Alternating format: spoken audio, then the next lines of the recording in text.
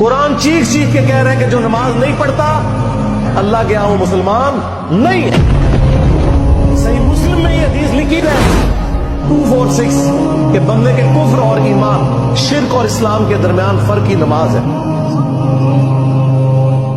یہ حدیث مسلم میں ہی لکھی رہ گئی کہ ابن مسعود رضی اللہ تعالیٰ عنہ کہتے ہیں کہ جماعت کے ساتھ نماز پڑھنا یہ سنت خدا ہے، یہ تمہارے نبی کی وہ سنت ہے جو اللہ نے انہیں عطا کی، اگر اسے چھوڑ دو گے تو برباد ہو جاؤ گے۔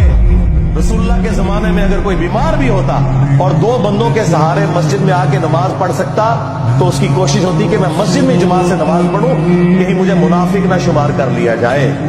جماعت چھوڑنے پر رسول اللہ کے زمانے میں سمجھا جاتا تھا صلی اللہ علیہ وسلم کہ بندہ منافق ہے۔